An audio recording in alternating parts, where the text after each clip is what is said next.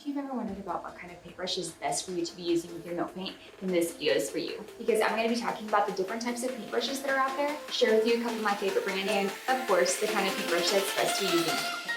Coming up.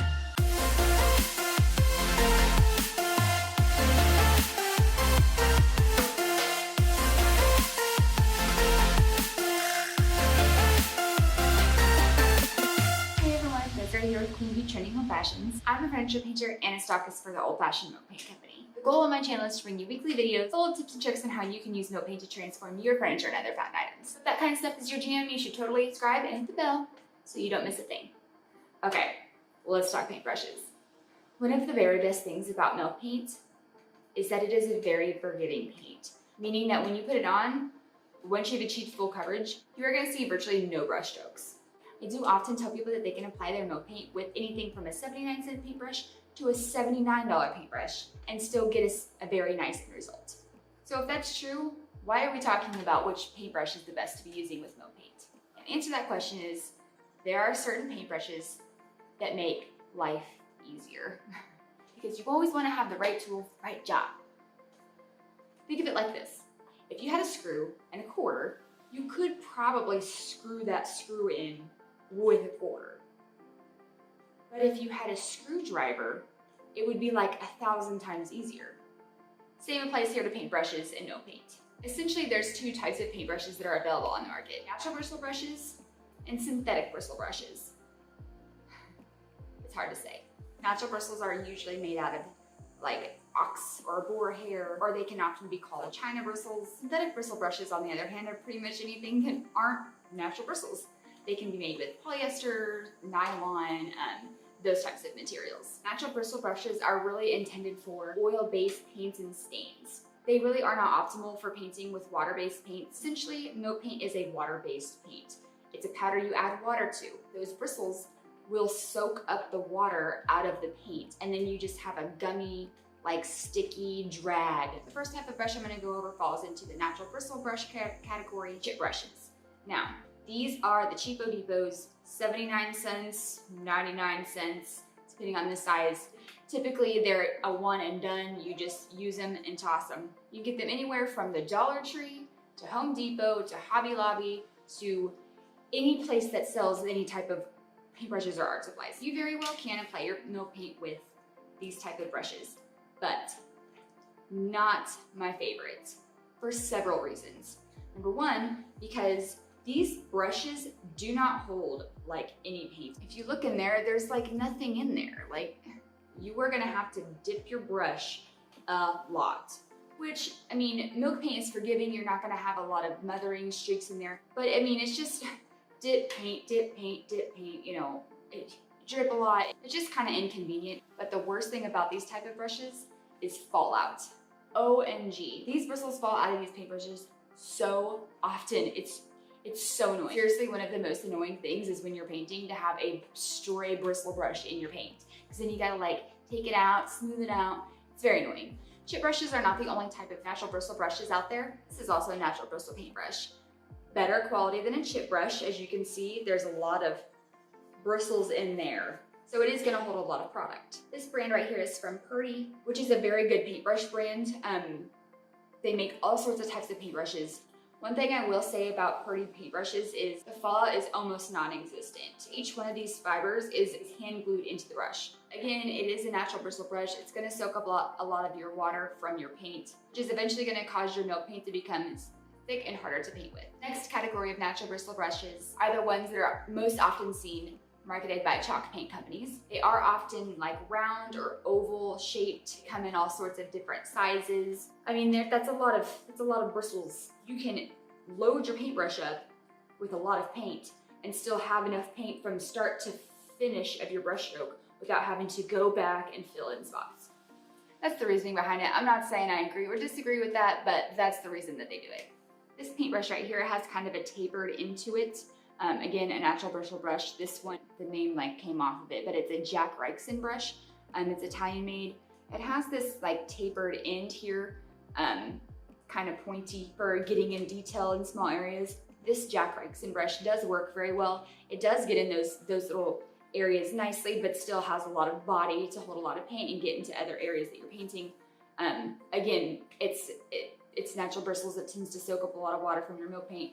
This type of brush is very similar to the Paint Pixie paintbrush. I've never personally used a Paint Pixie paintbrush. I've heard very good things about them, but again, I'm just really not a fan of using natural bristle paintbrushes with my milk paint.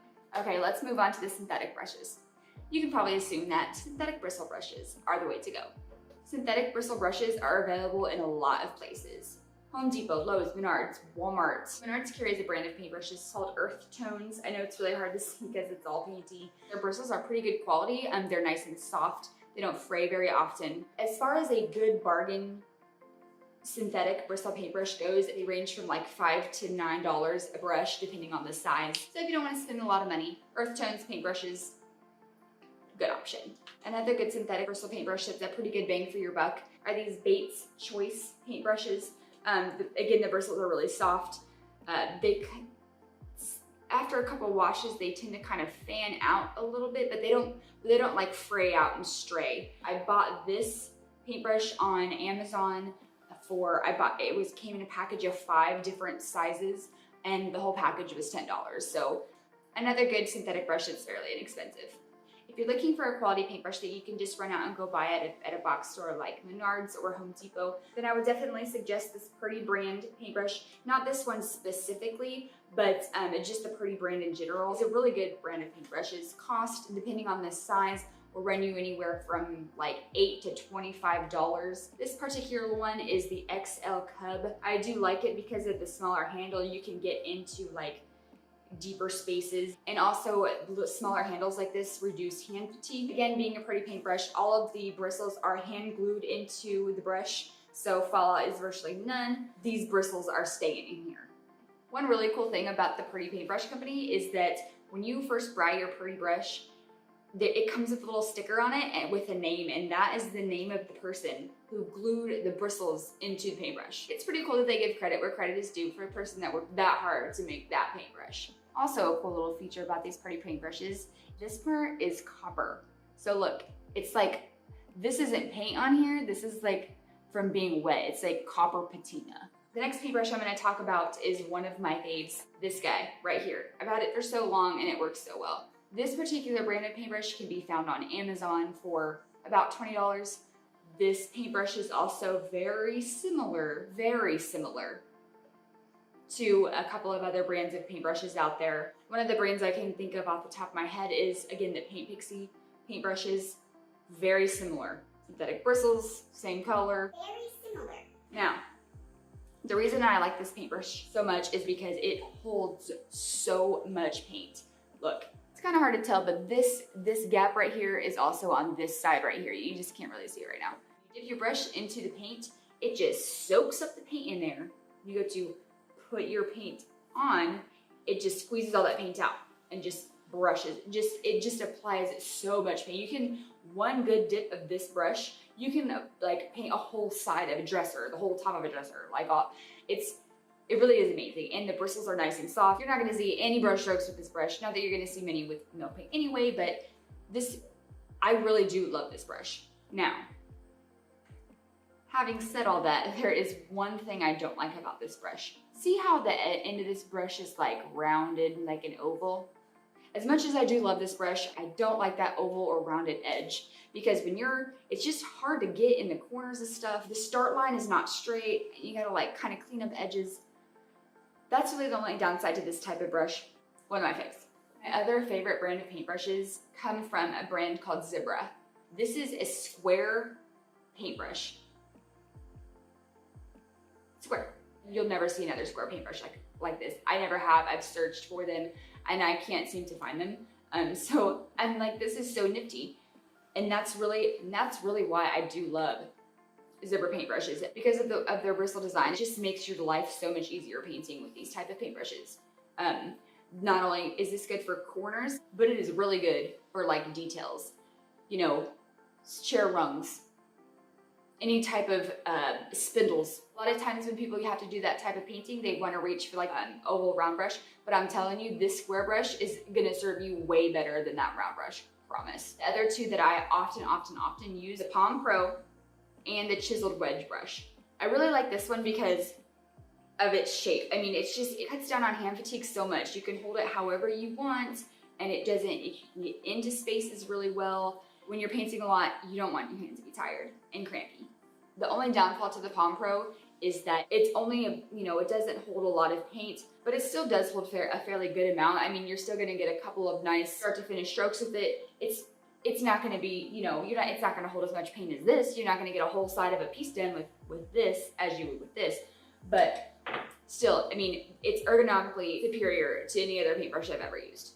The final paintbrush I'm going to talk about is the chiseled wedge brush. Now this brush is like a mix of all of the features that I like in a paintbrush. It's thick, it holds a lot of paint. Like I said earlier, I don't really care for this edge here. But this chiseled wedge is the same type of concept, holds a lot of paint, but it has a chisel shape to it. So you can hold it at a good angle and paint. The other reason I love zipper paintbrushes is the price. Less than $12 for each one of these paintbrushes. Crazy. The quality is good, the price is good.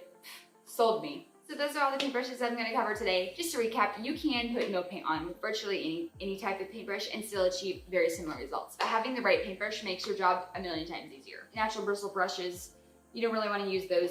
Synthetic bristle brushes, as long as the bristles are soft and of a good quality, they're gonna work just fine for you. You really want to try to find the paintbrushes that hold the most paint and are the most comfortable in your hand and work the best for whatever it is that you're painting. I'm gonna drop the link below for all of the paintbrushes that I mentioned in this video today. Some of them are affiliate links, some of them are direct to my website, and some are just general links to the product. Thank you guys so much for watching this video, and if you liked it, give it a thumbs up and don't forget to subscribe. And I'll see you guys next week. But until then, you can check out one of my other product videos or a milk paint tutorial right over here. As always, happy painting. Bye. Get down. Here. The cheap paint cat.